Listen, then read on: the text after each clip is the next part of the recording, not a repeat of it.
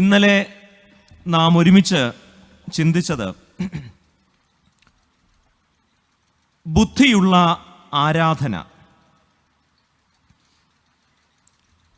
Logical worship. എന്താണ് ബുദ്ധിയുള്ള ആരാധന?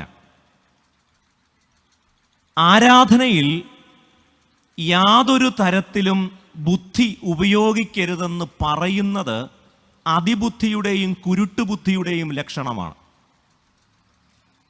ദൈവത്തെ വിറ്റ് കാശാക്കുന്നത്, ദൈവത്തെ ആദായമാർഗമാക്കുന്നത്, ദൈവത്തിൻ്റെ പേരിൽ വിക്രിയകൾ ചെയ്താൽ അത് വിക്രിയയാണെന്ന് ജനം തെറ്റിദ്ധരിക്കരുത്. മറിച്ച് പറയുന്നതെല്ലാം ജനം അതുപോലെ വിശ്വസിക്കണം. അതിനുള്ള എളുപ്പ വഴി ആരാധനയിൽ ബുദ്ധി ഉപയോഗിക്കരുത് എന്ന് പറയുകയാണ്. നമുക്കറിയാം, കേരളത്തിൽ പലതരത്തിലുള്ള അന്ധവിശ്വാസങ്ങളും അനാചാരങ്ങളും ഒക്കെ വർദ്ധിച്ചു വരികയാണ്. ഇപ്പോൾ ഏറ്റവും കൂടുതൽ തൊഴിൽ സാധ്യതയുള്ളത് നരബലി മേഖലയിലാണ്. മറ്റ് പലയിടത്തും ജോലി കുറയുന്നെങ്കിലും ആളുകൾ പുതിയ പുതിയ ജോലി കണ്ടെത്തുകയാണ്. എന്തുകൊണ്ടാണ് മനുഷ്യർ ഇങ്ങനെയുള്ള കാര്യങ്ങളൊക്കെ വിശ്വസിക്കാൻ നിർബന്ധിക്കപ്പെടുന്നത്? ഒറ്റ കാര്യമേ ഉള്ളൂ. തിരുമേനി പറഞ്ഞതുപോലെ ഭക്തിയിൽ, മതത്തിൽ യുക്തി വേണ്ട എന്ന് വല്ലാതെ മനുഷ്യർ വാശി പിടിക്കുക. ഇങ്ങനെ മതത്തിൽ ബുദ്ധി ഉപയോഗിക്കാതെ ഇരുന്നാൽ ലാഭം മതത്തിൻ്റെ നേതാക്കൾക്കാണ്. അതുകൊണ്ട് ആരാധന ബുദ്ധിയുള്ളതായിരിക്കണമെന്ന് പൗലോസ് അപ്പോസ്തലൻ ഓർമ്മിപ്പിക്കുക. ജീവിതത്തിൻ്റെ സമസ്ത മേഖലകളിലും നമ്മൾ ബുദ്ധിപൂർവം ജീവിക്കുന്നവരാണ്. ജീവിതത്തിൻ്റെ എല്ലാ അനുഭവങ്ങളിലും ബുദ്ധി ഉപയോഗിക്കുകയും ആരാധനയിൽ അത് ഉപയോഗിക്കാതിരിക്കുകയും ചെയ്യുന്നത് ഒരുതരം കൗശലമാണ്. അതുകൊണ്ട് പൗലോസ് അപ്പോസ്തലൻ പറയുന്നു, worship worthy of sensible beings, worship worthy of thinking beings. ദൈവം മനുഷ്യന് നൽകിയിരിക്കുന്ന സവിശേഷമായ സിദ്ധിയാണ് ചിന്തിക്കാനും വിചാരണയിൽ ഏർപ്പെടാനും വിലയിരുത്താനും വിവേചിക്കാനുമുള്ള കഴിവ്. അതുകൊണ്ട് 19-ാം സങ്കീർത്തനം നമ്മൾ വായിക്കുമ്പോൾ സകല സൃഷ്ടിയും ദൈവത്തെ ആരാധിക്കുന്നുണ്ട്. ആകാശം ദൈവത്തിൻ്റെ മഹത്വത്തെ വർണ്ണിക്കുന്നു, ആകാശവിധാനം അവൻ്റെ കൈവേലയെ പ്രസിദ്ധമാക്കുന്നു, പകൽ പകലിനെ വാക്കുപൊഴിക്കുന്നു, രാത്രി രാത്രിക്ക് അറിവ് കൊടുക്കുന്നു. ഭാഷണമില്ല, വാക്കുകളില്ല. ശരിയാണ്, സകല സൃഷ്ടിയും ദൈവത്തെ ആരാധിക്കുന്നു. എന്നാൽ സകല സൃഷ്ടിയും ദൈവത്തെ ആരാധിക്കുമ്പോൾ അതിൽ നിന്ന് വ്യത്യസ്തമാണ് മനുഷ്യൻ്റെ ആരാധന. കാരണം ഇതര ജീവജാലങ്ങൾക്ക് ദൈവം നൽകിയിട്ടില്ലാത്ത സവിശേഷ ബുദ്ധി മനുഷ്യന് കൊടുത്തിട്ടുണ്ട്. അതുകൊണ്ട് ദൈവത്തെ ആരാധിക്കുമ്പോൾ, ആരാധനയ്ക്കായി വരുമ്പോൾ ദൈവം നൽകിയിരിക്കുന്ന സകല ദാനങ്ങളെയും കൊണ്ടുവരണം. ആ ദാനത്തിൽ ബുദ്ധിയും ഉൾപ്പെടും. എന്താണ് worship worthy of thinking beings, sensible beings എന്ന് പറഞ്ഞാൽ അതിൻ്റെ അർത്ഥം? ഈ 12-ാം അധ്യായം അതിൻ്റെ തുടക്കത്തിൽ മലയാളത്തിൽ അത് അത്ര വ്യക്തമല്ലെങ്കിലും നമ്മൾ ഇംഗ്ലീഷ് വായിക്കുമ്പോൾ പറയുന്നുണ്ട്, therefore I urge you. അതുകൊണ്ട്, എന്തുകൊണ്ട്? പൗലോസ് അപ്പോസ്തലൻ എല്ലായ്പ്പോഴും തൻ്റെ വാദങ്ങൾ നിരത്തുന്നത് ദൈവം നമുക്ക് വേണ്ടി ക്രിസ്തുവിൽ ചെയ്ത കാര്യങ്ങളെ പരിശുദ്ധാത്മാവിലൂടെ ആദ്യം ഓർപ്പിച്ചിട്ടാണ്, അതിനോട് പ്രതികരിക്കാനാണ് എപ്പോഴും വിശ്വാസ സമൂഹത്തോട് പൗലോസ് അപ്പോസ്തലൻ പറയുന്നത്. അതുകൊണ്ട് നമ്മൾ ക്രിസ്തുവിനെ ആരാധിക്കുമ്പോൾ, ദൈവത്തെ ആരാധിക്കുമ്പോൾ, ദൈവം ക്രിസ്തുവിൽ നമുക്ക് തന്നിരിക്കുന്ന പാപമോചനം, രക്ഷ, നിത്യജീവൻ, ഉയിർപ്പ്, ഈ വലിയ പ്രത്യാശ, ദാനം, ഇതിനെക്കുറിച്ചുള്ള ഓർമ്മയോടുള്ള പ്രതികരണമാണ് ആരാധന. എന്തെങ്കിലും കിട്ടാനല്ല, എനിക്ക് കിട്ടാവുന്നതിൽ വെച്ച് ഏറ്റവും വലിയ ദാനം അവൻ എനിക്ക് നൽകിക്കഴിഞ്ഞു. അതുകൊണ്ട് therefore I urge you, അതുകൊണ്ട് നിങ്ങൾ ദൈവത്തെ ആരാധിക്കണം. 2, ദൈവത്തെ ആരാധിക്കുമ്പോൾ, ബുദ്ധിയുള്ള ആരാധന എന്ന് പറയുമ്പോൾ നിങ്ങൾ നിങ്ങളെ തന്നെ മുഴുവനായി കൊണ്ടുവരിക. ഏതെങ്കിലും ഒരു കഴിവ് വീട്ടിൽ വെച്ചിട്ടല്ല ദേവാലയത്തിൽ ദൈവത്തെ ആരാധിക്കേണ്ടത്. Bring all your faculties.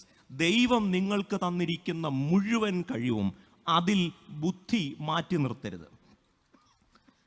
മറ്റൊന്ന്, ദൈവത്തെ ആരാധിക്കുമ്പോൾ ദൈവത്തെയാണ് ആരാധിക്കുന്നതെന്ന കോൺഷ്യസ് ആയിട്ട് വേണം ദൈവത്തെ ആരാധിക്കാൻ. മനുഷ്യനും ഇതര ജീവജാലങ്ങളും തമ്മിലുള്ള വ്യത്യാസം, നാം നമ്മുടെയൊക്കെ ചുറ്റുപാടുകളിലൊക്കെയുള്ള മൃഗങ്ങൾ, പക്ഷികൾ, അവർ വളരെ ഇമ്പൾസീവാണ്. അവർ ശരീരത്തിൻ്റെ ചോദനകൾക്കനുസരിച്ച് ജീവിക്കുന്നവരാണ്. എന്നാൽ മനുഷ്യൻ ശരീരത്തിൻ്റെ ചോദന അനുസരിച്ചല്ല, ശരീരത്തിൽ ദൈവം തന്നിരിക്കുന്ന ചൈതന്യം തിരിച്ചറിഞ്ഞ് ദൈവത്തെ ആരാധിക്കുന്നവരാ. We are conscious beings, not impulsive beings. അതുകൊണ്ട് നിങ്ങൾ ആരാധിക്കുമ്പോൾ ബുദ്ധിയോടെ വേണം ദൈവത്തെ ആരാധിക്കാൻ. ബുദ്ധിയോടെ ദൈവത്തെ ആരാധിക്കുക എന്ന് പറഞ്ഞാൽ എന്താണ്? നിങ്ങളുടെ ശരീരത്തെ നിങ്ങൾ ദൈവത്തിന് സമർപ്പിക്കണം. ഇന്നലെ നമ്മൾ പറഞ്ഞു, ശരീരത്തെ സമർപ്പിക്കുക എന്ന് പറഞ്ഞാൽ നമ്മുടെ മുഴുവൻ ആളത്വത്തെയും കൊണ്ടുവരിക എന്നാണ് അർത്ഥം. കാരണം വി ലിവ് ഇൻ ബോഡീസ്. നമ്മൾ ഈ ലോകത്തെ അനുഭവിക്കുന്നതും നമ്മൾ ഈ ലോകത്തിൽ സന്നിഹിതമായിരിക്കുന്നതും ശരീരത്തിലൂടെയാണ്. ഈ ലോകത്തോട് നമ്മൾ സംവദിക്കുന്നത്, ഈ ലോകത്തോട് ഇടപെടുന്നത്, നമ്മുടെ ചുറ്റുപാടുമുള്ള മനുഷ്യരോട് നമ്മൾ സമ്പർക്കത്തിൽ ഏർപ്പെടുന്നത്, it is through my body. അതുകൊണ്ട് എൻ്റെ ശരീരം എന്തിലെല്ലാം ഇടപെടുന്നുവോ അതിനെ മുഴുവനായി കുരിശിനോട് ചേർത്ത് വെക്കണം. ഇന്നലെ നമ്മൾ പറഞ്ഞു, അർപ്പിക്കുക എന്ന് പറഞ്ഞാൽ അതിൻ്റെ മൂലഭാഷയിലെ അർത്ഥം ചേർത്ത് വയ്ക്കുക എന്നാണ്. So body is not something to be ashamed of. ശരീരം എന്നത് ലജ്ജിക്കാനുള്ളതല്ല, അത് ഉയർക്കാനുള്ളതാ. അതുകൊണ്ട് തന്നെ ഉടൽ ഉരിഞ്ഞു കളഞ്ഞല്ല ഉടയവനെ കാണുന്നത്, ഈ ഉടലോടെ ഞാൻ അവനെ കാണും. അതുകൊണ്ട് ശരീരത്തെക്കുറിച്ച് ലജ്ജിക്കരുത്, ശരീരത്തെക്കുറിച്ച് നാണിക്കരുത്. ഈ ശരീരത്തെ, ആണാവട്ടെ, സവർണ ശരീരമാവട്ടെ, ദളിത ശരീരമാവട്ടെ, അവർണ ശരീരമാവട്ടെ, ഏത് ശരീരമായാലും ഈ ശരീരം അശുദ്ധമല്ല. അതുകൊണ്ട് അതിനെക്കുറിച്ച് ലജ്ജിക്കരുത്. നിങ്ങളുടെ ശരീരത്തെ നിങ്ങൾ കുരിശിൽ നാഥൻ്റെ ശരീരത്തോട് നിങ്ങൾ ചേർത്ത് വയ്ക്കണം. എങ്ങനെയാണ് ഇതിനെ സമർപ്പിക്കേണ്ടത്? ജീവനും വിശുദ്ധിയും ദൈവത്തിന് പ്രസാദവുമുള്ള യാഗമായി. അതിൻ്റെ ചില കാര്യങ്ങളൂടെ ഇന്നത്തെ ധ്യാനത്തിൽ ഉൾപ്പെടുത്തിയിട്ടുള്ളത് കൊണ്ട് ഞാനത് കൂടുതൽ വിശദീകരിക്കുന്നില്ല. ഇന്ന് നമ്മൾ ഒരുമിച്ച് ധ്യാനിക്കുന്നത് 2-ാമത്തെ വാക്യം. ഈ ലോകത്തിന് അനുരൂപമാകാതെ നന്മയും പ്രസാദവും പൂർണ്ണതയുമുള്ള ദൈവഹിതം ഇന്നതെന്ന് തിരിച്ചറിയേണ്ടതിന് മനസ്സ് പുതുക്കി രൂപാന്തരപ്പെടുവീൻ. Do not be conformed to the world. അതിൻ്റെ മറ്റൊരു ആംഗലേയ പരിഭാഷ, do not copy the behaviour and customs of the world. ലോകത്തിൻ്റെ പെരുമാറ്റങ്ങളും ശീലങ്ങളും അനുഷ്ഠാനങ്ങളും നിങ്ങൾ അനുകരിക്കരുത്. ഈ ലോകത്തെ നിങ്ങൾ അനുകരിക്കരുത്. ഈ ലോകം എന്നത് പറയുമ്പോൾ അതിൽ പ്രത്യേകമായും മനുഷ്യരെന്ന നിലയിൽ നാം മനുഷ്യ സമൂഹത്തെക്കുറിച്ചാണ് അവിടെ അർത്ഥമാക്കേണ്ടത്. അല്ലാതെ നിങ്ങൾ നാളെ പൂച്ചയെ അനുകരിക്കരുതെന്നോ, നിങ്ങൾ നാളെ കുരങ്ങനെ അനുകരിക്കരുതെന്നോ, അല്ലെങ്കിൽ നിങ്ങൾ നായയെ അനുകരിക്കരുതെന്നോ അങ്ങനെ അല്ല ഉദ്ദേശിക്കുന്നത്. ഇവിടെ മനുഷ്യനെയും മനുഷ്യൻ പാർക്കുന്ന അവൻ്റെ വ്യാവഹാരിക ലോകത്തെയും കുറിച്ചാണ്. നിങ്ങൾ ലോകത്തിന് അനുരൂപമാകരുത്. ഇവിടെ നമ്മൾ അടുത്ത വാക്യത്തിൽ കാണുന്നുണ്ട് രൂപാന്തരം, അനുരൂപം. ഇവിടെ രണ്ടിടത്തും പൊതുവായിട്ടുള്ള ഒരു വാക്ക് രൂപം എന്ന ഒരു വാക്കാണ്. നമുക്കറിയാവുന്നതുപോലെ ഈ നമ്മുടെ പുതിയ നിയമം മറ്റൊരു ഭാഷയിലാണ് എഴുതിയത്. ആ ഭാഷയിൽ രൂപം എന്നതിന് രണ്ട് വാക്കുകൾ ഉപയോഗിക്കാറുണ്ട്. ഒന്ന് നമ്മുടെ ഈ ബാഹ്യമായ രൂപം, അത് നമ്മുടെ ലുക്കാവാം, നമ്മുടെ നിറമാവാം, ശരീരത്തിൻ്റെതായിരിക്കുന്ന ചില പ്രത്യേകതകളാവാം. ഇങ്ങനെ ബാഹ്യമായി പുറമേ മനുഷ്യർക്ക് കാണാവുന്ന ഒരു രൂപം. നമ്മളൊരു ഇപ്പോഴത്തെ ഒരു ന്യൂജൻ ഭാഷയിലൊക്കെ പറഞ്ഞാൽ അതിൻ്റെ ഒരു ഹാർഡ്വെയർ നമുക്ക് പുറമേയൊക്കെ നോക്കിയാൽ കമ്പ്യൂട്ടറിൻ്റെ മോണിറ്ററോ അങ്ങനെയൊക്കെ കാണുന്ന, അല്ലെങ്കിൽ മൊബൈലിൻ്റെ സ്ക്രീനോ അങ്ങനെയുള്ള കാര്യങ്ങൾ. എന്നാൽ അതിനെക്കുറിച്ചല്ല ഇവിടെ പറയുന്നത്. മറ്റൊരു രൂപമുണ്ട്, അത് സോഫ്റ്റ്വെയറാണ്. നിങ്ങളുടെ ബാഹ്യ രൂപത്തെ പ്രവർത്തനക്ഷമമാക്കുന്ന മറ്റൊന്ന് ഈ രൂപത്തിനുള്ളിലുണ്ട്. നമുക്ക് പൗലോസ് അപ്പോസ്തലന്റെ ഭാഷയിൽ പറഞ്ഞാൽ വേണമെങ്കിൽ അതിനെ ആന്തരിക മനുഷ്യനെന്നൊക്കെ വേണമെങ്കിൽ നമുക്കതിനെ വിളിക്കാം. ഞാൻ അതിൻ്റെ ആ വാക്കുകളുടെ ഒരു മോർഫോളജിയിലേക്കൊന്നും പോകാനായിട്ട് ആഗ്രഹിക്കുന്നില്ല. എന്നാൽ ഇവിടെ അനുരൂപപ്പെടരുത് ലോകത്തോട് എന്ന് പറയുമ്പോൾ ഏതൊക്കെ തരത്തിൽ നമുക്ക് ഈ അനുരൂപപ്പെടുക എന്ന വാക്കിനെ മനസ്സിലാക്കാം? എളുപ്പത്തിൽ ഓർക്കാൻ കഴിയുന്നത്, നമ്മുടെ വാഴ്ത്തപ്പെട്ട കർത്താവ് തൻ്റെ ഗിരിപ്രഭാഷണത്തിൽ മത്തായിയുടെ സുവിശേഷം 6-ാം അധ്യായത്തിൽ പറയുന്നുണ്ട്, ഈ ലോകത്തിൻ്റെ മനുഷ്യൻ അവന് എന്ത് കഴിക്കുമെന്നും എന്ത് കുടിക്കുമെന്നും എന്ത് ഉടുക്കുമെന്നുമുള്ള വിചാരമാണ്. ഇപ്പം എന്ത് കഴിക്കുമെന്നുള്ളതൊന്നും നമ്മുടെ പ്രശ്നമല്ല, ഏത് കഴിക്കും എന്ന് മാത്രമേ ഉള്ളൂ. അല്ലെങ്കിൽ എന്തുടുക്കും എന്നത് ഇപ്പോഴത്തെ ആരുടെയും പ്രശ്നമല്ല, എന്തെങ്കിലും ഉടുത്ത് കിട്ടിയാൽ മതി എന്നുള്ള അവസ്ഥയിലാണ് നമ്മൾ. അപ്പോൾ കഴിക്കുന്നതിനെക്കുറിച്ചും കുടിക്കുന്നതിനെക്കുറിച്ചും ഉടുക്കുന്നതിനെക്കുറിച്ചും മാത്രം വ്യാകുലപ്പെടുന്ന ഒരു മനുഷ്യൻ. അവിടെ കർത്താവ് പറയുന്നുണ്ട്, നിങ്ങൾ എന്ത് കഴിക്കുമെന്ന നിങ്ങൾ വ്യാകുലപ്പെടുന്നത്, നിങ്ങൾ എന്ത് ഉടുക്കുമെന്നാണ് നിങ്ങൾ എപ്പോഴും ഭാരപ്പെടുന്നത്, നിങ്ങൾ എന്ത് കുടിക്കുമെന്നാണ് നിങ്ങൾ വിചാരപ്പെടുന്നത്.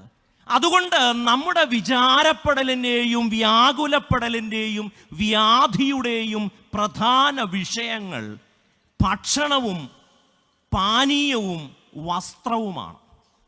എന്നാൽ കർത്താവ് പറയുന്നുണ്ട്, ആഹാരത്തെക്കാൾ വലിയതാണ് ജീവൻ, ഉടുപ്പിനേക്കാൾ വലിയതാണ് ശരീരം. അതുകൊണ്ട് താരതമ്യേന നിസ്സാരമായ കാര്യങ്ങളെ ഓർത്ത് ശരീരത്തെക്കുറിച്ച് വിചാരപ്പെടുന്നതിനേക്കാൾ വസ്ത്രത്തെക്കുറിച്ചും ജീവനേക്കാൾ കൂടുതലായി കഴിക്കുന്ന ആഹാരത്തെക്കുറിച്ചും വിചാരപ്പെടുന്ന ഒരു ലോകത്തെ ചൂണ്ടിക്കാണിച്ചിട്ടാവണം പൗലോസ് അപ്പോസ്തലൻ പറയുന്നത്, നിങ്ങൾ ഈ ലോകത്തിൻ്റെ വിചാരങ്ങളിൽ അകപ്പെട്ടു പോകരുത്. അതിൻ്റെ അർത്ഥം കഴിക്കുന്നതിനെക്കുറിച്ച് വിചാരപ്പെടരുതെന്നോ കുടിക്കുന്നതിനെക്കുറിച്ച് വിചാരപ്പെടണ്ടെന്നോ അത് മോശം കാര്യമാണോ എന്നല്ല. 3 നേരം കഴിക്കാൻ ആഹാരമുള്ളവർക്ക് ചിലപ്പോൾ അതൊരു വലിയ വിചാരപ്പെടലല്ലായിരിക്കാം. എന്നാൽ അടുത്ത നേരം ഭക്ഷണം കഴിക്കാൻ ഇല്ലാത്തവരെ സംബന്ധിച്ചിടത്തോളം തീർച്ചയായും അതൊരു പ്രശ്നമാണ്. അതുകൊണ്ട് അത് അതിൽ തന്നെ മോശമാണ് എന്ന അർത്ഥത്തിലല്ല. ഞാൻ ഓർക്കുന്നു, കുറച്ചു നാൾ മുമ്പ് വായിച്ച ഒരു പുസ്തകം. ആ പുസ്തകത്തിൽ രസകരമായ ഒരു സംഭവം പറയുന്നുണ്ട്. ഒരു അച്ഛൻ ഒരു സ്ഥലത്ത്, ആഫ്രിക്കയിലെ ഒരു സ്ഥലത്ത് ഒരു പള്ളിയിൽ പ്രസംഗിക്കുക. അപ്പം അവരോട് പറയാണ്, നിങ്ങളെല്ലാം ദാസന്മാരെ പോലെ ശുശ്രൂഷ ചെയ്യണം. അപ്പോൾ അതിൽ നിന്ന് ഒരു സ്ത്രീ പ്രസംഗത്തിനിടയ്ക്ക് എഴുന്നേറ്റ് പറഞ്ഞു, സൗകര്യപ്പെടത്തില്ല. അപ്പം അങ്ങനെ തിരിച്ചു പറഞ്ഞു, നമുക്കൊരു ശീലമില്ലല്ലോ, നമുക്കങ്ങനെ ഒരു ശീലമില്ലാത്തതുകൊണ്ടാണ് നമുക്ക് അതിനുവേണ്ടി പ്രത്യേക സന്ദർഭങ്ങൾ നമ്മൾ ഒരുക്കിയിട്ടുണ്ട്. സൗകര്യപ്പെടത്തില്ല എനിക്ക് ദാസനാവാൻ. അപ്പോൾ ഈ അച്ഛന് വലിയ അത്ഭുതം തോന്നി, ചോദിച്ചു, അതെന്താ? അതേ, അച്ഛന് ദാസനാവുക എന്ന് പറയുന്നത് ഒരു റെറ്ററിക്കാണ്. ഞങ്ങൾ നൂറ്റാണ്ടുകളായി ദാസന്മാരാ. അതുകൊണ്ട് ഞങ്ങൾക്കിനി ദാസനാവാൻ സൗകര്യപ്പെടില്ല. എന്നിട്ട് ആ സ്ത്രീ ചോദിക്കുന്നുണ്ട്, കർത്താവ് പറഞ്ഞിട്ടില്ലേ, I call you know longer servants but friends, can we be friends? അതുകൊണ്ട് ദാസനാവാൻ സൗകര്യപ്പെടില്ല, നമുക്ക് സ്നേഹിതരാവാൻ സാധിക്കുമോ? ആ പുസ്തകം അങ്ങനെയാണ് അതിൻ്റെ പ്രമേയം ചർച്ച ചെയ്ത് മുൻപോട്ട് പോകുന്നത്. അതുകൊണ്ട് കഴിക്കുന്നതിനെ കുറിച്ച് വിചാരപ്പെടരുത് എന്ന് പറയുമ്പോൾ അടുത്ത നേരം കഴിക്കാൻ ഭക്ഷണമില്ലാത്തവർക്ക് അതൊരു പ്രശ്നമാണ്. അതിനെ മറന്നുകൊണ്ടല്ല ഞാൻ ഈ പറയുന്നത്. എന്നാൽ ജീവിതം എന്ന് പറയുന്നത് മുഴുവൻ ആഹാരമാണെന്നും ശരീരം സമം വസ്ത്രമാണെന്നും ധരിക്കരുത്. ആ വിചാരത്തിലേക്ക് നിങ്ങൾ വഴുതി പോകരുത്. അങ്ങനെയുള്ള വിചാരങ്ങളിൽ നിങ്ങൾ കുടുങ്ങിപ്പോകരുത്. ഒരു പക്ഷെങ്കിൽ ഈ ലോകത്തിന് അനുരൂപമാകരുത് എന്ന് പൗലോസ് അപ്പോസ്തലൻ പറയുമ്പോൾ കഴിക്കാനും കുടിക്കാനും ഉടുക്കാനും എന്തു കിട്ടും എന്ന് മാത്രം ചിന്തിക്കുന്ന ഒരു മനുഷ്യ പ്രകൃതം അങ്ങനെ ആകരുത് എന്ന അർത്ഥത്തിലായിരിക്കാം പൗലോസ് അപ്പോസ്തലൻ പറയുന്നത്.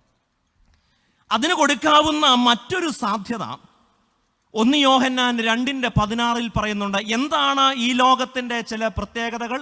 ജഡമോഹം, കൺമോഹം, ജീവനത്തിൻ്റെ പ്രതാപം, പവർ, പൊസിഷൻ ആൻഡ് പൊസഷൻ, സുഖം, സന്തോഷം, സമ്പത്ത്. നിങ്ങൾ ഈ ലോകത്തിന് അനുരൂപപ്പെടരുത്. ഈ ലോകം എന്നത് ജഡത്തിൻ്റെ മോഹങ്ങളും നയനാനന്ദകരമായ കാര്യങ്ങളും ഭൗതികമായ ചില അനുഗ്രഹങ്ങളും മാത്രം ചിന്തിക്കുമ്പോൾ ജഡമോഹം, കൺമോഹം, ജീവനത്തിൻ്റെ പ്രതാപം. നിങ്ങൾ അങ്ങനെ ആകരുത്.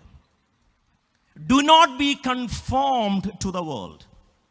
ഈ നമ്മുടെ ചുറ്റുപാടുകളിൽ അങ്ങനെയുള്ള പ്രവണതകൾ വർദ്ധിച്ചു വരികയാണ്. ഏത് തരത്തിലും ആരുടെ കാലുവാരിയാണെങ്കിലും സ്ഥാനമുറപ്പിക്കണം.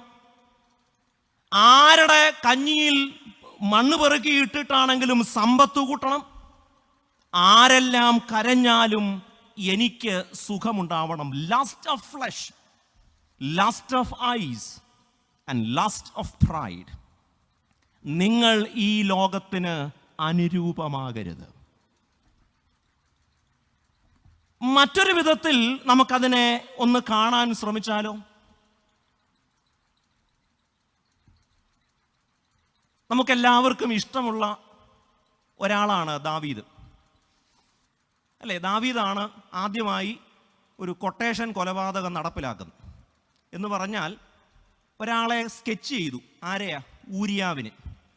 അപ്പോൾ എങ്ങനെയാണ്, നമ്മുടെ വ്യാരം കണ്ണൂരാണ് ആദ്യത്തെ കൊട്ടേഷൻ കൊലപാതകം നടക്കുന്നത്. അങ്ങനല്ല, ഒരാളെ കൊല്ലാൻ തീരുമാനിച്ചാൽ അതിന് എങ്ങനെയാണ് അധികാരത്തിൻ്റെ മുഴുവൻ സംവിധാനങ്ങളും പോലീസും കോടതിയും ഒക്കെ ഉപയോഗിച്ച് എങ്ങനെയാണ് ഒരുത്തനെ ശരിയാക്കിയെടുക്കുക, ഇത് സമർത്ഥമായി ചെയ്ത് പ്രയോഗിച്ച ഒരാളാണ് ദാവീദ്. എന്നാൽ ഈ ദാവീദ് രാജാവാകുന്നതിന് മുൻപ് ഊരിയാവിനെയൊക്കെ കൊന്ന് ഒരു വില്ലനായി ഇസ്രായേൽ ചരിത്രത്തിൽ നിൽക്കുന്നതിന് മുൻപ് മറ്റൊരു ദാവീദുണ്ട്.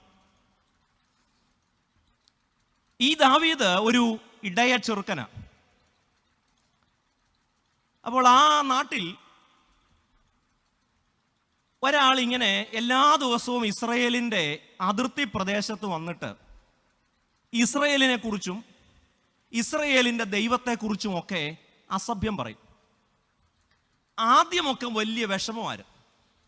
കുറെ കഴിഞ്ഞപ്പോൾ അത് ശീലമായി. ഇന്നെന്താ ഗോലിയാത്ത് വരാത്ത എന്നായി. കാരണം എല്ലാ ദിവസവും അതിലൊരു 2 എണ്ണം കേട്ടില്ലെങ്കിൽ, കാരണം അത് ഡെയിലി അങ്ങ് കേട്ട് ശീലമായിപ്പോയി. എന്നാൽ ഉളിപ്പുള്ള ഒരാളുണ്ടായിരുന്നു ഇസ്രായേലിൽ.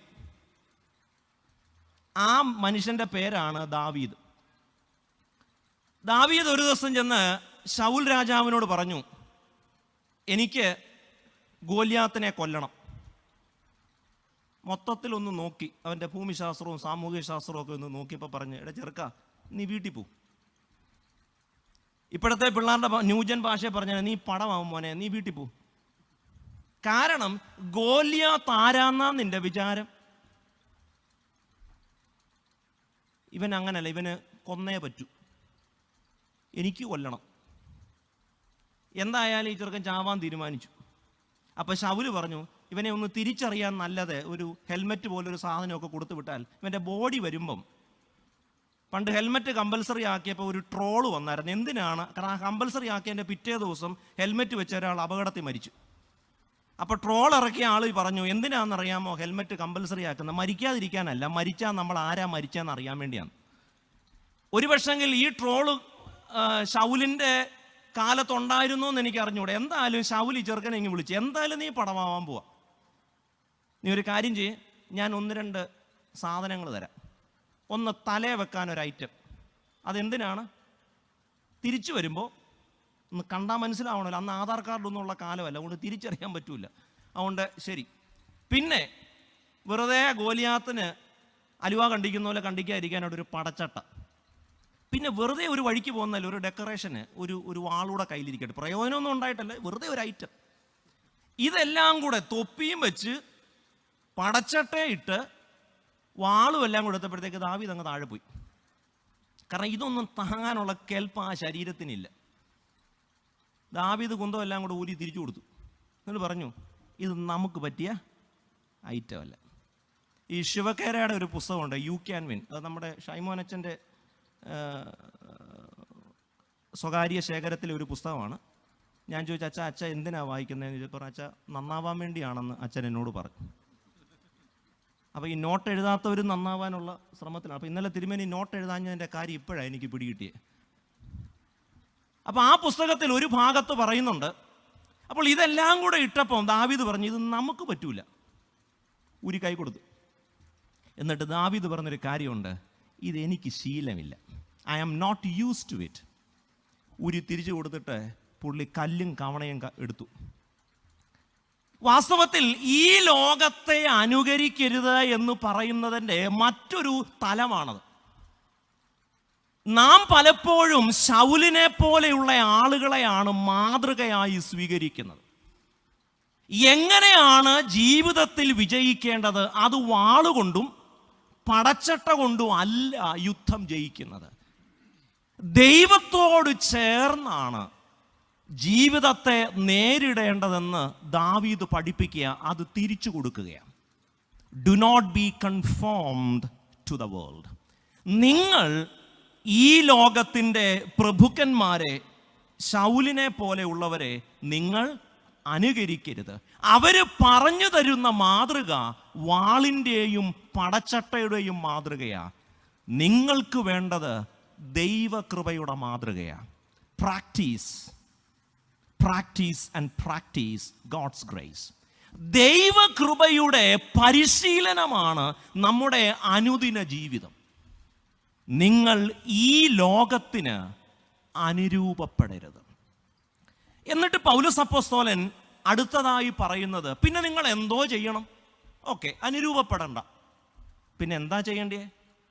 നിങ്ങൾ മനസ്സ് പുതുക്കി രൂപാന്തരപ്പെടണം. അപ്പം അങ്ങനെ അല്ലാതെ രൂപാന്തരപ്പെടാമെന്നായിരിക്കണമല്ലോ അതിൻ്റെ അർത്ഥം.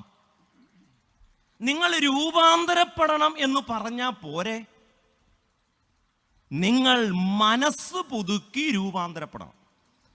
അതിൻ്റെ ഒരു ഇംഗ്ലീഷ് പരിഭാഷ, ഇത് കുന്നംകുളം ആയതുകൊണ്ട് ഞാൻ പ്രത്യേകമായി പറയുന്ന, സാധാരണ മറ്റു സ്ഥലത്താണ് ഞാൻ ഇംഗ്ലീഷ് പരിഭാഷകൾ കൊണ്ടുപോകാറില്ല, അപ്പം ഇവിടെ ആവശ്യമായതുകൊണ്ട് ഞാൻ കൊണ്ടുവന്ന അതിങ്ങനെയാണ്. ന്യൂ ലിവിങ് ട്രാൻസ്ലേഷനിൽ ഇങ്ങനെയാണ്: let God transform you into a new person by changing the way you think. മാനസാന്തരം എന്ന് പറയുന്നത്, അല്ലെങ്കിൽ ദൈവം നിങ്ങളെ മാനസാന്തരപ്പെടുത്തി ഒരു പുതിയ മനുഷ്യനാക്കാൻ പോകുന്നത് നിങ്ങൾ ഇപ്പോൾ ചിന്തിക്കുന്ന രീതി മാറ്റിയിട്ടാണ്. Let God transform you into a new person by changing the way you think. മനസ്സ് പുതുക്കി രൂപാന്തരപ്പെടണം. അപ്പോൾ ഈ രൂപാന്തരം എന്നതുകൊണ്ട് സാധാരണ നമ്മൾ അർത്ഥമാക്കുന്നത് ചില ദുശീലങ്ങൾ അവസാനിപ്പിക്കുക എന്നതാണ്. അത് അത്യാവശ്യമാണ്. മദ്യപാനം, പുകവലി, മറ്റ് ലഹരി വസ്തുക്കൾ, ഇതിൻ്റെ ഉപയോഗം അവസാനിപ്പിക്കുന്നത് മാനസാന്തരത്തിൻ്റെ കാര്യം. പക്ഷേ അത് സമം മാനസാന്തരം എന്ന് പറയരുത്. എന്നാൽ മാനസാന്തരം എന്ന് പറയുന്നത് അടിസ്ഥാനപരമായി നമ്മുടെ മുഴുവൻ ചിന്താ പദ്ധതികളെയും മാറ്റുന്നതാണ്. You practice a new way of thinking. ഒരു പുതിയ രീതിയിൽ ചിന്തിച്ചു തുടങ്ങുക. ഇതിനെ യോഹന്നാന്റെ സുവിശേഷത്തിൽ പറയുന്ന പേര് വീണ്ടും ജനനമെന്ന, ബോൺ അഗെയിൻ എന്ന് പറഞ്ഞാൽ തിങ്ക് എ ന്യൂ എന്നും അതിന് അർത്ഥമുണ്ട്. എന്താണ് ഈ നമ്മുടെ ഈ മനസ്സ് പുതുക്കി, നമ്മുടെ ചിന്താരീതികളെ പുതുക്കി മാനസാന്തരപ്പെടുക എന്ന് പറഞ്ഞാൽ എന്താണ് അർത്ഥം? നമ്മൾ സാധാരണ ദൈവത്തിന് എന്തു മാത്രമേ കൊടുക്കൂ? ഹൃദയം. അതാകുമ്പോൾ വലിയ ബുദ്ധിമുട്ടൊന്നുമില്ല. കാരണം അവിടെ വലിയ കാര്യമായ പ്രവർത്തനങ്ങളൊന്നും നടക്കാത്തൊരു, ആകെയുള്ളത് രക്തം പമ്പ് ചെയ്യുക. അത് നമ്മളെ ഒരു തരത്തിലും, നമ്മുടെ പേഴ്സിനെയോ നമ്മളെ ഒരു തരത്തിലും ബാധിക്കുന്ന ഒരു കാര്യം. ഭർത്താവിനായാലും കർത്താവിനായാലും നമ്മൾ എന്തു കൊടുക്കും? ഹൃദയം കൊടുക്കും. ഞാൻ എൻ്റെ ഹൃദയം. അതുകൊണ്ടാണ് വലിയ കാര്യമായിട്ടൊന്നും നമുക്ക് മാറ്റം സംഭവിക്കാത്ത. കാരണം നമ്മൾ ഹൃദയമേ കൊടുക്കും. ഞാൻ എപ്പോഴും വിചാരിക്കും, എന്താ ആളുകളാരും ഈ കിഡ്നി കൊടുക്കാത്തേ? ഞാൻ എൻ്റെ കിഡ്നി ദൈവത്തിന് കൊടുക്കും. എന്താ പറഞ്ഞാൽ എന്താ കുഴപ്പം? എന്തിനാണ് ഈ ഹൃദയം കൊടുക്കുന്നത്? അതിൻ്റെ ഉത്തരം അടുത്ത പ്രാവശ്യം കൺവെൻഷൻ വിളിക്കുകയാണെങ്കിൽ പറഞ്ഞുതരാം. മനസ്സ് പുതുക്കണം. രൂപാന്തരം എന്നത് മനസ്സ് പുതുക്കലിലൂടെയും സാധിക്കേണ്ട ഒന്നാണ്. To change your thinking. അല്ലെങ്കിൽ എന്നാ സംഭവിക്കും? ചെറുപ്പത്തിൽ ഞാൻ ഭയങ്കര വായനാശീലമുള്ള ആളായിരുന്നു. അതുകൊണ്ട് എൻ്റെ അമ്മ എനിക്ക് ബാലരമ, പൂമ്പാറ്റ അങ്ങനെയുള്ള ഐറ്റംസ് ഒക്കെ വാങ്ങിച്ചു തരും. നിങ്ങളൊക്കെ വലിയ ചാൾസ് ഡിക്കൻസും ഷേക്സ്പിയറും ഷെല്ലിയും ഒക്കെ വായിച്ചപ്പം നമ്മൾ ബാലരമ, പൂമ്പാറ്റ, അമർ ചിത്രകഥ, അപ്പം ഈ പറയാൻ പോകുന്ന കഥയ്ക്ക് ആ സ്റ്റാൻഡേർഡേ കാണൂ. ഈ കഥ പറഞ്ഞു വരുമ്പം നമ്മുടെയൊക്കെ സ്റ്റാൻഡേർഡിലുള്ള കഥയാവും. അത് ഒരു കുറുക്കൻ്റെ കഥയാണ്. കുറുക്കൻ രാജാവായ കഥയാണ്. നല്ല പരിചയമുണ്ട്. കുറുക്കനായതുകൊണ്ടാണെന്ന് തോന്നുന്നു വളരെ പെട്ടെന്ന് നല്ല പരിചയമുണ്ട് പലർക്കും. ഒരു ദിവസം കുറുക്കൻ ഇങ്ങനെ രാത്രി കാട്ടിലൂടെ ഒക്കെ നടക്കുക. നടന്ന് ഏതോ ഒരു കുഴി വീണ് കരയ്ക്ക് കയറി പുള്ളിക്കൊന്നും പിടികിട്ടിയില്ല. ഏതോ വെള്ളത്തിൽ വീണു, ഇറങ്ങി നടന്നു. ഇങ്ങനെ നടന്ന് പോകുമ്പം ഓരോരുത്തരായിട്ട് ഈ കുറുക്കനെ ഇങ്ങനെ നോക്കാൻ തുടങ്ങി. അപ്പം നിങ്ങളൊന്ന് ആലോചിച്ച് നോക്കിയാൽ, നിങ്ങളെ ഇങ്ങനെ ശരിക്കും ഒന്ന് നോക്കിയാൽ നിങ്ങൾക്ക് തന്നെ ഒരു സംശയം തോന്നും. എല്ലാം മിസ്സായിട്ടുണ്ടോ, ഉദ്ദേശിച്ചതെല്ലാം ഇട്ടിട്ടുണ്ടോ എന്നൊക്കെ നമുക്കൊരു സംശയം വരും. അല്ല പിന്നെ എന്തിനാ ഇങ്ങനെ മനുഷ്യർ നോക്കുന്നേ അല്ലേ? അപ്പോൾ ഒരു സംശയം, ഈ കുറുക്കൻ ഇങ്ങനെ അങ്ങോട്ടും ഇങ്ങോട്ടും ഒക്കെ നോക്കി, ഇതെന്താ എന്നെ ഇങ്ങനെ എല്ലാവരും നോക്കുന്നേ? അപ്പോൾ ഈ നോക്കുന്ന ആളുകളുടെ എണ്ണം കൂടി വന്നു. അപ്പോൾ പുള്ളിക്ക് തന്നെ മനസ്സിലായി ഇതൊരു പ്രശ്നമല്ല, എന്തോ ഒരു നല്ല കാര്യമാണ്, ഒരു ശുഭലക്ഷണമാണ്. കാരണം എൻ്റെ ഫാൻസ് കൂടി വരിക. ഇങ്ങനെ ഫാൻസ് കൂടി വന്ന്, ഫാൻസ് കൂടി വന്ന് കുറേ കഴിഞ്ഞപ്പോഴത്തേക്കും ഓരോരുത്തരായിട്ട് വന്ന് ഇങ്ങനെ വണങ്ങാൻ തുടങ്ങുന്നു, നമസ്കരിക്കാൻ തുടങ്ങുന്നു. അവസാനം ആ നാട്ടിലെ രാജാവായിരുന്നു ആര്? സിംഹമല്ല, സിംഹം. മനസ്സിലായോ? സിംഹം വന്നു. രാജാവേ വന്നാട്ടം എന്നൊക്കെ പറഞ്ഞു. അപ്പോൾ കുറുക്കന് ഇതെന്തോ പറ്റി, ഞാൻ വെള്ളത്തിൽ വീണത് മാത്രമേ എനിക്ക് ഓർമ്മയുള്ളൂ, പിന്നെ എന്തിനാണ് എന്നെ ഇങ്ങനെ എല്ലാവരും വേണം? എന്തായാലും ആട്ടെ, ചുമ്മാ കിട്ടുന്നതല്ലേ, രാജാവെങ്കിൽ രാജാവ് ആവട്ടെ എന്ന് കരുതി. ഇപ്പോൾ പുള്ളിയെ കൊണ്ട് രാജാപ്പം സിംഹം മാറിക്കൊടുത്തു. ഇനി ഇപ്പോഴത്തെ രാജാവാരാ? ഈ വെള്ളത്തിൽ വീണ ഈ മുതല, അതിനെ അവിടെ രാജാവിൻ്റെ ആസ്ഥാനത്ത് കൊണ്ടിരുത്തി നല്ല ഭക്ഷണമൊക്കെ കൊടുത്തു. കുറുക്കനാണ് ഇന്ന് ജീവിതത്തിൽ ഇത്രയും ഒരുമിച്ച് പാലപ്പവും ചിക്കൻ സ്റ്റൂവും കൂടെ കഴിച്ചിട്ടില്ല, എല്ലാ സ്റ്റൂവും കൂടെ നല്ല മൃഷ്ടാനം ഭക്ഷണമൊക്കെ കഴിച്ച് അവിടെ കിടന്ന് ഇങ്ങനെ ഉറങ്ങി കുറേ കഴിഞ്ഞപ്പം, രാത്രി കുറേ സമയം കഴിഞ്ഞപ്പം അങ്ങേ കരയെന്ന് ആരൊക്കെയോ ശബ്ദം ഉണ്ടാക്കും. നല്ല പരിചയം, കസിൻസാ, മനസ്സിലായി. കുറച്ചുകൂടെ ശ്രദ്ധിച്ചപ്പം ബന്ധമുള്ളവരാ, കുടുംബക്കാരാ. പെട്ടെന്ന് അറിയാതെ ഓരിയിടാൻ ഒരു ട്രെൻഡ്. പക്ഷെ ഇടാൻ പറ്റൂലല്ലോ, ഞാൻ ആരാ? രാജാവാ. രാജാവിന് എന്തിടാൻ പറ്റൂല? ഓരിയിടാൻ പറ്റൂല. അപ്പൊ പുള്ളി ഇങ്ങനെ കഷ്ടപ്പെട്ട് പിടിച്ചു നിൽക്കുക. കുറച്ചു നേരമൊക്കെ പിടിച്ചു നിന്നു. എത്ര നേരമൊന്നും കണ്ടാ പിടിച്ചു നിൽക്കുന്നേ? അവസാനം കുറെ കഴിഞ്ഞപ്പോഴത്തേക്കുണ്ട് പുള്ള നിയന്ത്രണം വിട്ടിട്ട് പുള്ളി ഓരിയിടാൻ തുടങ്ങി. ഓരിയിടാൻ തുടങ്ങിയപ്പോഴാണ് സിംഹത്തിന് മനസ്സിലായത് ഇത് പുറത്ത് മാത്രമേ ഉള്ളൂ വ്യത്യാസം, അകത്തിപ്പോഴും കുറുക്കനാ. ഏതെങ്കിലും വെള്ളത്തിൽ സ്നാനപ്പെട്ടതുകൊണ്ട് നാം മറ്റൊരാളാവില്ല. ഇന്ന് പലരുടെയും വിചാരം ഏതെങ്കിലും കുളത്തിലോ കിണറ്റിലോ കമന്ന് വീഴുകയോ മറിഞ്ഞു വീഴുകയോ ചെയ്താൽ അവൻ പുതിയ സൃഷ്ടിയൊന്നും ആവില്ല, ലുക്ക് മാറും, മീശ ഇല്ലാതാവും എന്നുള്ളതേ ഉള്ളൂ. അടിസ്ഥാനപരമായി പുറത്തു നിന്ന് പണ്ടത്തെ ചില ശീലങ്ങൾ, ഓരിയിടുന്ന ശീലമുണ്ടല്ലോ, അത് കേൾക്കുമ്പോൾ അറിയാതെ അത് പുറത്തോട്ട് വരും. അതിൻ്റെ കാരണം you have not changed the way you use to be. അതുകൊണ്ട് ഈ പുറത്ത് കാണുന്നതിനെ അല്ല നമ്മൾ എന്തെന്ന് പറയുന്നത്, രൂപാന്തരം എന്ന് പറയുന്നത്. അടിസ്ഥാനപരമായി നമ്മുടെ ശീലങ്ങളിലും മാറ്റം ഉണ്ടാവണം.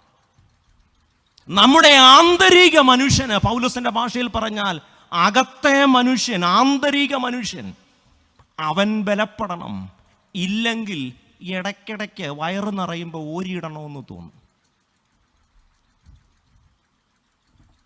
നിങ്ങൾ ഈ ലോകത്തിന് അനൂപമാകരുത്, നിങ്ങൾ രൂപാന്തരപ്പെടണം. Let God transform you into a new person by the way you think, by changing the way you think. ഇനി ഇച്ചിരി സ്റ്റാൻഡേർഡ് ഉദാഹരണം പറയാം. മറ്റേ ബാലരമയായിരുന്നല്ലോ. അല്ല, നിങ്ങളായിരിക്കും ഇയാളെ മാത്രമേ കിട്ടിയുള്ളൂ, ബാലരമ വായിക്കുന്നവർ ഞങ്ങൾ വേറെ ഉണ്ടല്ലോ എന്നതുകൊണ്ട് ഒരു ഇച്ചിരിയുടെ ഒരു സ്റ്റാൻഡേർഡുള്ള ഉദാഹരണമായിട്ട് അടുത്ത് പറയാം. ഇത് ഹിറ്റ്ലറാ, അതാകുമ്പോൾ കുഴപ്പമില്ലല്ലോ. ലോകമഹായുദ്ധ കാലത്ത് ഹിറ്റ്ലറിൻ്റെ പട്ടാളത്തിൽ ഒത്തിരി ചാരന്മാരുണ്ടായിരുന്നു. ഈ ചാരന്മാരെന്ന് പറയുന്നത് സഭയിലും ഉണ്ട്, ചോർത്തി കൊടുക്കുന്നവരെയാണ് ചാരന്മാരെന്ന് പറയുന്നത്. അപ്പോൾ നിങ്ങൾ വിചാരിക്കും അങ്ങനെ ഉണ്ടോ? പൗലോസ് അപ്പോസ്തലൻ പറയുന്നുണ്ട് ഗലാത്യ ലേഖനം 2-ാം അധ്യായത്തിൽ, നിങ്ങളുടെ ഇടയിൽ ചില നുഴഞ്ഞു കയറ്റക്കാർ. നമ്മൾ വിചാരിച്ചത് കാർഗിലിൽ മാത്രമേ ഉള്ളൂ, അങ്ങനെയല്ല. പൗലോസ് അപ്പോസ്തലൻ അങ്ങ് ചങ്ക് പൊട്ടി പറയുക, നിങ്ങളുടെ ഇടയിൽ ചില നുഴഞ്ഞു കയറ്റക്കാർ. I know there are intruders among you. അപ്പോൾ ഹിറ്റ്ലറിൻ്റെ പട്ടാളത്തിൽ ചില ആളുകൾ നുഴഞ്ഞു കയറി. ഹിറ്റ്ലറിന് ഇത് അറിയാം, പക്ഷെ കണ്ടുപിടിക്കാൻ പറ്റൂല. ഒരു ദിവസം അദ്ദേഹത്തിൻ്റെ വളരെ ട്രസ്റ്റഡ് ആയ ചില, വിശ്വസിക്കാൻ പറ്റുന്ന ചില ഉദ്യോഗസ്ഥരെ അടുത്ത് വിളിച്ചിട്ട് പറഞ്ഞു, എനിക്കറിയാം നമ്മുടെ പട്ടാളത്തിൽ ചാരന്മാരുണ്ട്, ഇംഗ്ലീഷുകാരുണ്ടെന്ന്. പക്ഷേ അവർ നല്ല അസാധ്യമായ വിധത്തിലാണ് ഈ ജർമ്മൻ ഭാഷ സംസാരിക്കുന്നത്. അതുകൊണ്ട് എനിക്ക് അവരെ തിരിച്ചറിയണം. അങ്ങനെ എല്ലാവരും കൂടി ആലോചിച്ചൊരു വഴി കണ്ടുപിടിച്ചു. അതെന്താണെന്നറിയാമോ? ഇങ്ങനെ മാർച്ച് ചെയ്യുമ്പോൾ ലെഫ്റ്റ് റൈറ്റ് എന്ന് പറഞ്ഞ് മാർച്ച് ചെയ്ത് പോകുമ്പം പെട്ടെന്ന് മുമ്പിൽ പോകുന്നവൻ്റെ കാലയിൽ ഒരൊറ്റ ചവിട്ട് ചവിട്ടണം. ചവിട്ടുമ്പം അവൻ ആദ്യം ഇംഗ്ലീഷേ പറയൂ. പള്ളിയിലിരിക്കുമ്പോൾ പറയുന്ന ഭാഷയല്ല, ചവിട്ട് കിട്ടുമ്പോൾ പറയുന്ന ഭാഷയാണ് കറക്റ്റ് ഭാഷ. കാരണം മറ്റേത് പഠിച്ചിട്ടേ ഉള്ളൂ, ഉള്ളിൻ്റെ ഉള്ളിൽ അവൻ ഇപ്പോഴും ഇംഗ്ലീഷുകാരനാണ്. വേദപുസ്തകത്തിലെ കഥാപാത്രം പറയുകയാണെങ്കിൽ യൂദ 3.5 കൊല്ലം നടന്നു, പക്ഷേ he couldn't change the way he think. അതുകൊണ്ടാണ് ഈ ഒരു പാപിനിയായ സ്ത്രീ വന്ന വലിയ വില കൂടിയ വെൺകൽ ഭരണിയൊക്കെ പൊട്ടിച്ച് അതിൻ്റെ അകത്തെ തൈലമൊക്കെ പുരട്ടിയപ്പോൾ പുള്ളി പറയുക, എന്താ പറയണേ, ഷോ ഇത് പാവങ്ങൾക്ക് ആ അക്കിക്കാവി കൊണ്ട് കൊടുത്തിരുന്നെങ്കിൽ എത്ര പേർക്ക് പ്രയോജനപ്പെട്ടേനെ. നമുക്കിപ്പോഴും നമ്മുടെ ചിന്തകളെ മാറ്റിയെടുക്കാൻ കഴിയുന്നില്ല എന്നതാണ് സത്യം. അവിടെയാണ് ദാവീദ് വ്യത്യസ്തനാവുന്നത്. ലോകത്തിൻ്റെ യുക്തിക്ക് നിൽക്കാതെ ദാവീദ് തൻ്റെ ശീലം എന്താണെന്ന് ഉറക്കെ പറയുക. കല്ലും കവണയും. കല്ലും കവണയും ദൈവകൃപയുടെ പ്രതീകങ്ങളാണ്. നേരെ മറിച്ച് ഗദയും പടച്ചട്ടയും ശിരോവസ്ത്രവും ഒക്കെ അല്ലെങ്കിൽ ഹെൽമെറ്റും ഒക്കെ അത് അധികാരത്തിൻ്റെയും ഈ ലോകത്തിൻ്റെയും ചിഹ്നങ്ങളാണ്. 5 അപ്പം കൊണ്ട് 5000 പേരെ പോഷിപ്പിച്ച ബാലൻ. നിങ്ങൾ വിചാരിക്കുന്നുണ്ടോ അവിടെ വേറെ പിള്ളേരുടെ ഒന്നും അപ്പം ഇല്ലായിരുന്നെന്ന്? എല്ലാം ഉണ്ടായിരുന്നു, പൂഴ്ത്തി വെച്ചിരിക്കുമായിരുന്നു. മനസ്സിലായോ? ഇപ്പം നിങ്ങളുടെ വീട്ടിലൊക്കെ ആണെങ്കിലും സ്കൂളിലോ ഈ ലവ് ഫീസ്റ്റിനോ ഒക്കെ ചോറ് തന്നു വിടത്തില്ലേ? അതോ പിണ്ണാക്കാണോ തന്നു വിടുന്നത്? ചോറ തന്നെ.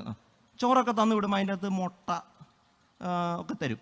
അപ്പം അമ്മ എന്താ പറയുന്നത്? മോളെ ആദ്യം ഈ മുട്ട നീ തന്നെ. അല്ല അങ്ങനെയല്ലേ? ഉണ്ടോ? സത്യം.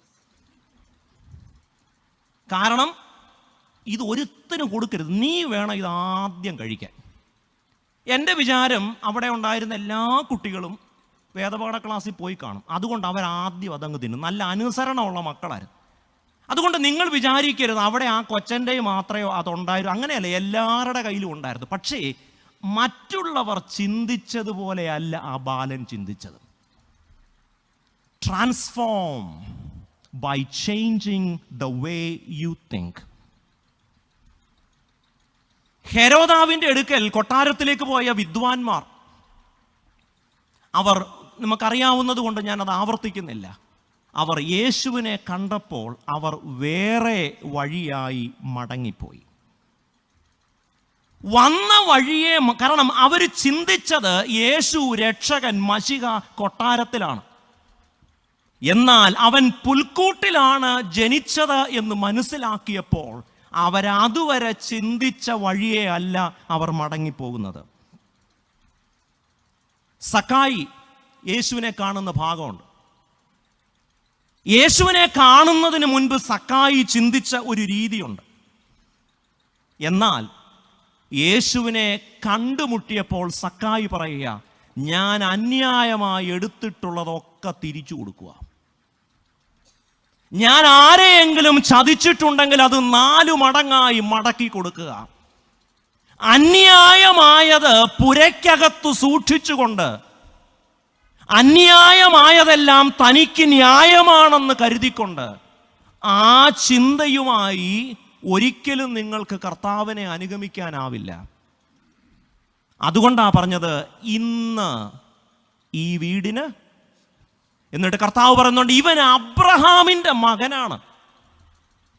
എന്താണ് അബ്രഹാമിൻ്റെ മകൻ എന്ന് പറഞ്ഞാൽ? അബ്രഹാമും ലോത്തും സ്വത്ത് വീതം വയ്ക്കുന്ന ഭാഗം നമുക്കറിയാം. അവർ രണ്ടുപേരും സ്വത്ത് വീതം വയ്ക്കുന്നു. വീട്ടിൽ നിന്നും അത്യാവശ്യം കൗൺസിലിംഗ് ഒക്കെ കൊടുത്തിട്ടാണ് അബ്രഹാമിനെ വിട്ടത്. പുള്ളിക്ക് സഹോദരനൊരു വീക്ക്നെസ്സാണ്.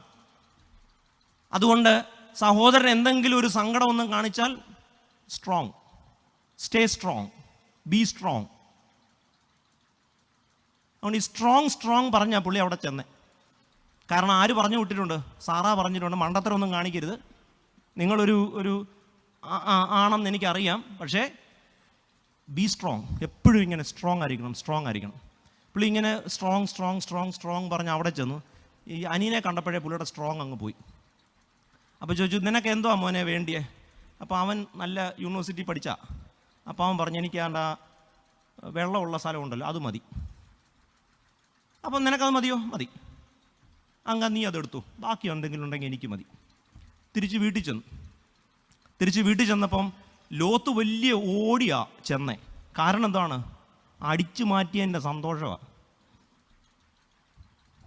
അബ്രഹാം വീട്ടിൽ ചെന്നു. സാറ അന്ന് പഠിച്ച കുമാരനാശാൻ്റെ ശ്ലോകത്തിലെ ചില പുതിയ വരികൾ അബ്രഹാമിനെ ചൊല്ലിക്കേൾപ്പിച്ചു. സംഭവാമി ഗുഹേ എന്നൊക്കെ പറയുന്ന പുതിയ ഇതുവരെ അബ്രഹാം കാരണം ഇതുപോലൊരു അക്കിടി പറ്റിയേച്ച് വരുന്ന വരവ് കണ്ടാൽ ലോട്ടറി അടിച്ചിട്ട് വന്നതാണ്. ഒന്നും കൊടുത്തില്ല, ഇന്ന് നിങ്ങൾ കഴിക്കണ്ട. അവിടെ ലോത്തിൻ്റെ ഭാര്യ മിസ്സസ് ലോത്ത്, നമ്മുടെ ആ സോൾട്ട് മാങ്കോ ട്രീ ആയ ആൻറ്റി ഉണ്ടല്ലോ, ആ ആൻറ്റി ബിരിയാണിയൊക്കെ വെട്ടി കൊടുത്തിട്ട് പറഞ്ഞു, ഇന്ന് അടിച്ച് സന്തോഷമായിരിക്കുക. അബ്രഹാം ഒരു തരി ചോറുമില്ലാതെ വിശന്ന് കിടക്കുക. കുന്നംകുളം കൺവെൻഷന് വരുന്ന അവിടുന്നെങ്കിലും എന്തെങ്കിലും കിട്ടിയാൽ അന്ന് കൺവെൻഷനും ഇല്ലായിരുന്നു, അതുകൊണ്ട് ഒന്നും കഴിക്കാൻ കിട്ടിയില്ല. വിശന്ന് അവിടെ കിടന്നു. ലോത്താണെങ്കിലോ നല്ല മട്ടൻ ബിരിയാണിയൊക്കെ കഴിച്ചിട്ട് സുഖമായിട്ട് ഉറങ്ങി. രണ്ടുപേരും ഉറങ്ങി കേട്ടോ. നിങ്ങൾ വിചാരിക്കരുത് അബ്രഹാം ഉറങ്ങാതെ കിടന്നെന്ന്. ലോത്ത് ഉറങ്ങിയത് വെട്ടിപ്പിടിച്ചതിൻ്റെ സന്തോഷം കൊണ്ടാണ്, അബ്രഹാം വിട്ടുകൊടുത്തതിൻ്റെ സന്തോഷം കൊണ്ടാണ്.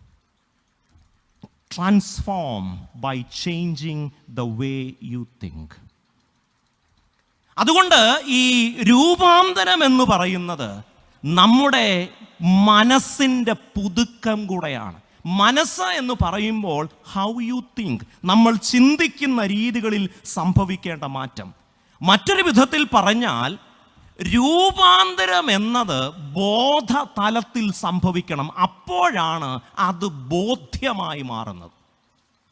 എന്തുകൊണ്ടാണ് ഒരു ദൈവ പൈതലായി ഇത്രയും കാലം ജീവിച്ചിട്ടും നമുക്കിപ്പോഴും ഭക്തിയും വിശ്വാസവും ആരാധനയും വൈകാരികമായി മാത്രം നിൽക്കുകയും അത് ഒരു തരത്തിലും ചില ബോധ്യങ്ങളായി ചില നിലപാടുകളായി പരിണമിക്കാത്തതിൻ്റെ കാരണം രൂപാന്തരം ബോധതലത്തിൽ സംഭവിച്ചിട്ടില്ല എന്നതുകൊണ്ടാണ്. ധൂർത്തപുത്രന്റെ കഥയിൽ പറയുന്നുണ്ട്, അവന് സുബോധം വന്നു. ബോധ്യങ്ങളില്ലാത്തത്, നമ്മൾ പറയുന്ന കാര്യങ്ങൾ ബോധതലത്തിൽ നമ്മെ രൂപപ്പെടുത്തുന്നില്ല എന്നതുകൊണ്ടാണ്. Allow God to transform you by changing the way you think. ഒരപ്പച്ചനെ കാണാൻ ഒരാൾ പോയി. തിരിച്ചു വന്നപ്പോൾ എന്നോട് പറഞ്ഞു, അച്ഛാ ഞാൻ ആ അപ്പച്ചനെ കണ്ടു, പക്ഷെ പുള്ളി he's only A shadow of his old self. പുള്ളി പണ്ട് ഭയങ്കര പുലിയായിരുന്നു, ഇപ്പം വെറും ക്ഷീണിച്ച് വളരെ അവശനായി കിടക്കുകയാണ്. അപ്പം ആ അപ്പച്ചനെ കണ്ടപ്പോൾ ഈ മനുഷ്യൻ പറയാണ്, he's only A shadow of his old self. രൂപാന്തരം സംഭവിച്ച മനുഷ്യർ എന്ന നിലയിൽ we must be the shadow of our future self. അതിനാണ് ബോധതലത്തിൽ രൂപാന്തരം സംഭവിക്കണം. നിങ്ങൾ മനസ്സ് പുതുക്കി രൂപാന്തരപ്പെടണം. എന്താണ് ഈ മനസ്സ് പുതുക്കി ബോധതലത്തിൽ രൂപാന്തരം സംഭവിക്കുക? അതിന് പൗലോസ് അപ്പോസ്തലൻ പറയുന്ന മറ്റൊരു വാക്കാണ് ക്രിസ്തുവിൻ്റെ ഭാവം. What if Christ were in my shoes. ഞാൻ ഈ ചെയ്യുന്ന കാര്യം എൻ്റെ സ്ഥാനത്ത് ക്രിസ്തു ആയിരുന്നെങ്കിൽ എങ്ങനെ ചെയ്യും? അതിനെയാണ് ക്രിസ്തുവിൻ്റെ ഭാവം എന്ന് പറയുന്നത്. അങ്ങനെ ബോധതലത്തിൽ നമ്മുടെ ചിന്താഗതികളിൽ സംഭവിക്കുന്ന മാറ്റം,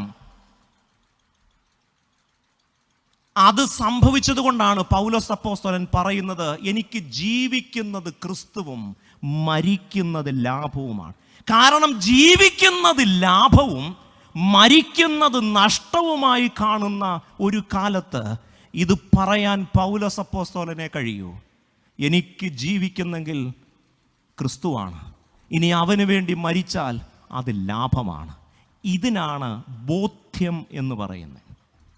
കാരണം പൗലോസ് അപ്പോസ്തലന്റെ മാനസാന്തരം വെറും വികാരത്തിന്റെ വിക്ഷോഭമല്ല, ചില വൈകാരികമായ ആഘോഷങ്ങളല്ല, വികാരത്തിന്റെ അതിപ്രസരവുമല്ല. പൗലോസ് അപ്പോസ്തലന്റെ ബോധതലത്തിൽ പൗലോസ് അപ്പോസ്തലന് രൂപാന്തരം സംഭവിച്ചു. അതുകൊണ്ടാണ് പൗലോസ് പറയുന്നത്, let God change you by changing the way you think. ഈ ബോധ്യമുള്ളത് കൊണ്ടാണ് പൗലോസ് അപ്പോസ്തലൻ തൻ്റെ യോഗ്യതകളുടെ വലിയൊരു ലിസ്റ്റ് അവതരിപ്പിക്കുന്നുണ്ട്.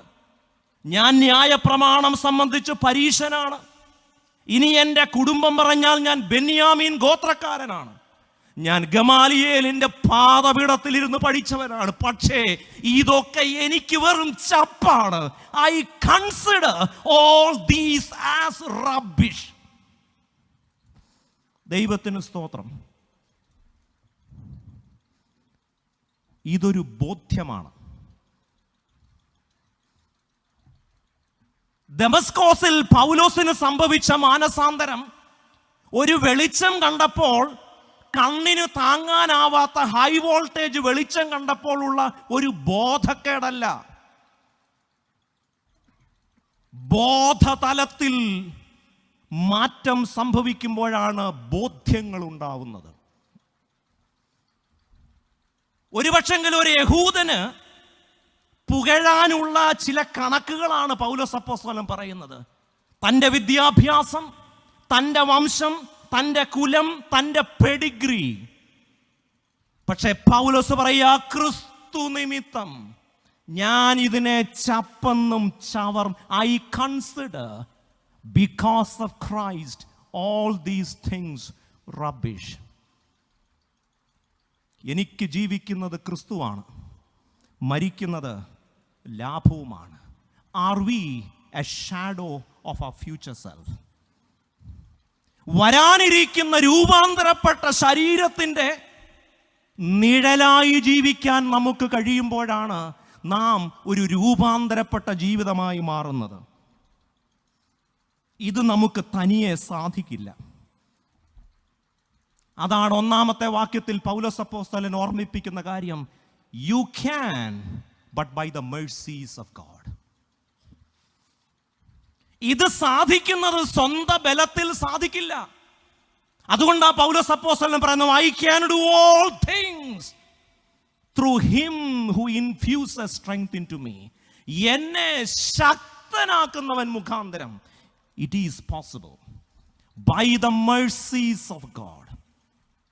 ഒരുപക്ഷെ ചില ശീലങ്ങൾ, ചില ചിന്താരീതികൾ നമുക്ക് മാറ്റിയെടുക്കാൻ നമ്മുടെ സ്വന്തം നിലയിൽ കഴിഞ്ഞു വരില്ല. പക്ഷേ അതൊക്കെ സാധിക്കും എന്നെ ശക്തനാക്കുന്നവൻ. അതുകൊണ്ട് പൗലോസ് അപ്പോസ്തലന്റെ ഭാഷയിൽ പറഞ്ഞാൽ, ഈ വലിയ അത്യന്ത ശക്തി, ഈ വലിയ കൃപയുടെ അത്യന്ത വ്യാപാരം എൻ്റെ മൺകൂടാരത്തിൽ പകർന്നിരിക്കുന്നത് കൊണ്ട് എനിക്ക് ചില ബോധ്യങ്ങളുണ്ട്. അതുകൊണ്ട് തന്നെ എൻ്റെ ബോധതലത്തിൽ, എൻ്റെ ചിന്താപദ്ധതിയുടെ തലത്തിൽ ചില മാറ്റങ്ങൾ സംഭവിക്കുക. Let God change you to a new person by changing the way you think. 11:15 അമൃതയ്ക്ക് പോകണം. അതുകൊണ്ട് വേഗത്തിലൊരു കൊച്ചു കാര്യം കൂടെ പറഞ്ഞ് അവസാനിപ്പിക്കും. അല്ലെ തിരിച്ചു വന്നാൽ നാളെയും പ്രസംഗിക്കണമെന്ന് തോന്നിയാൽ എന്തു ചെയ്യും? ജേക്കബ് തോമസ് അച്ഛനും പ്രശ്നമാവും, എനിക്കും പ്രശ്നമാവും. അപ്പം അതുകൊണ്ട് ദൈവം വലിയവനാണ്, അതുകൊണ്ട് പെട്ടെന്ന് തീർത്ത്. എന്തിനാ മനസ്സ് പുതുക്കി രൂപാന്തരപ്പെടുന്നത്? കാരണം മനസ്സ് പുതുക്കി രൂപാന്തരപ്പെട്ടെങ്കിലേ ദൈവഹിതം അറിയാൻ പറ്റും. അതാണ് അതിൻ്റെ കാര്യം. അവിടെ പറയുന്നുണ്ട്, what is the purpose of changing your mind? To know God's will. ദൈവഹിതം അറിയാൻ മനസ്സ് പുതുക്കി രൂപാന്തരപ്പെട്ട ഒരാൾക്കേ സാധിക്കൂ. അവിടെ പറയുന്നുണ്ട് എങ്ങനെയാണ്?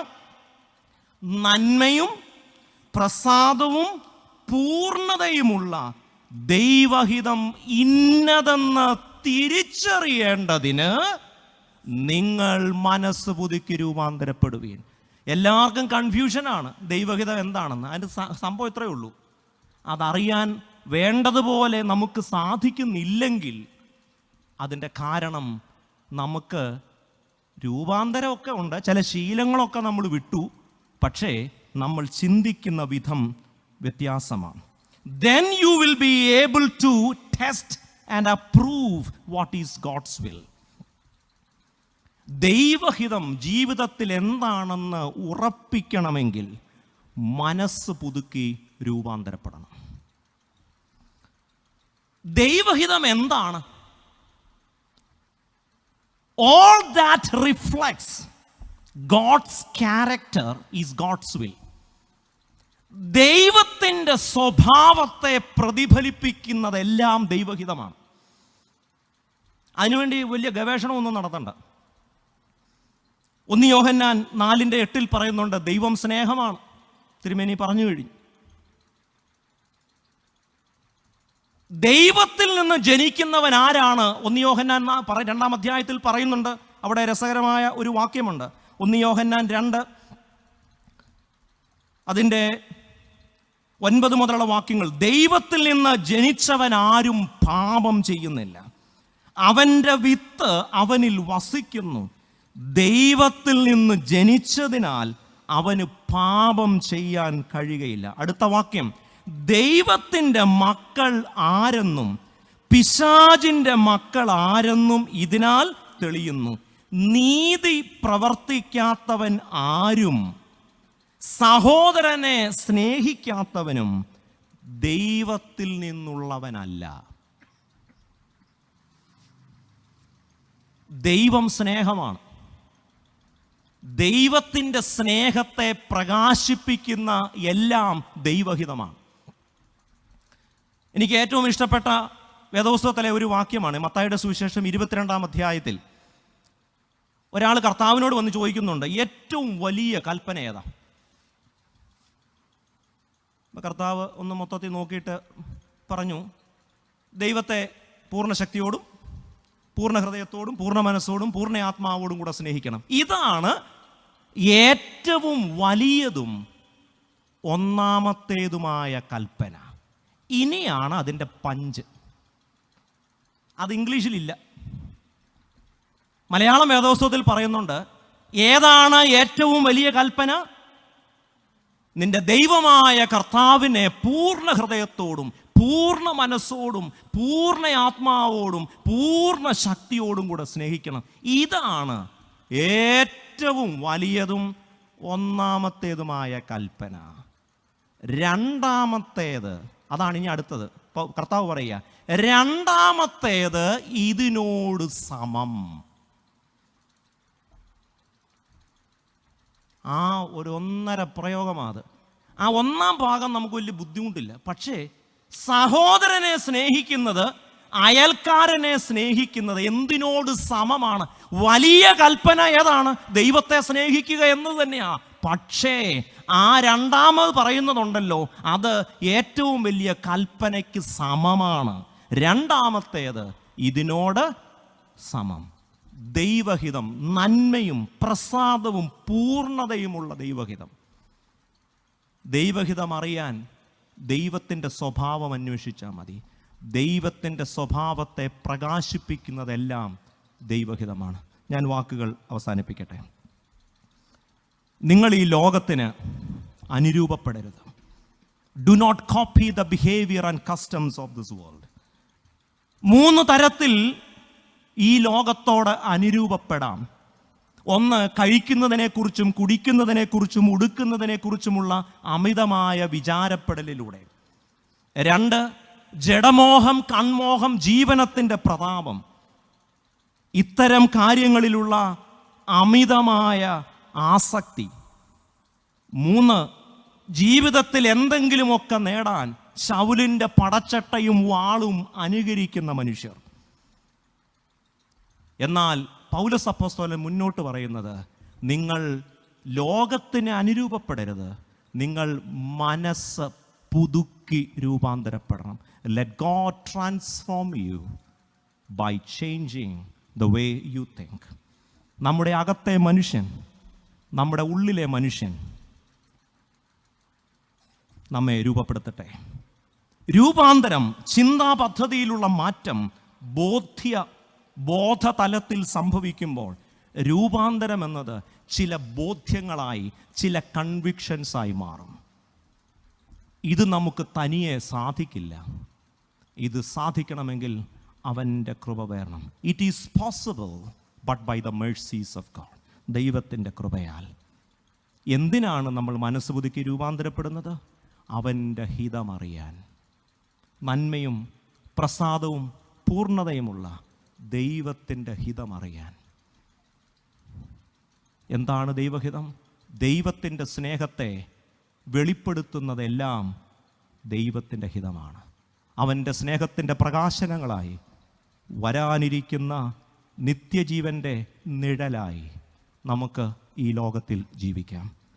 ആ വാക്യം ഒന്നുകൂടെ ഞാൻ വായിച്ച് ധ്യാനത്തിന് അവസാനം കുറിക്കട്ടെ. ഈ ലോകത്തിന് അനുരൂപമാകാതെ നന്മയും പ്രസാദവും പൂർണ്ണതയുമുള്ള ദൈവഹിതം ഇന്നതെന്ന് തിരിച്ചറിയേണ്ടതിന് മനസ്സ് പുതുക്കി രൂപാന്തരപ്പെടുവീൻ. കർത്താവ് നമ്മെ അനുഗ്രഹിക്കട്ടെ.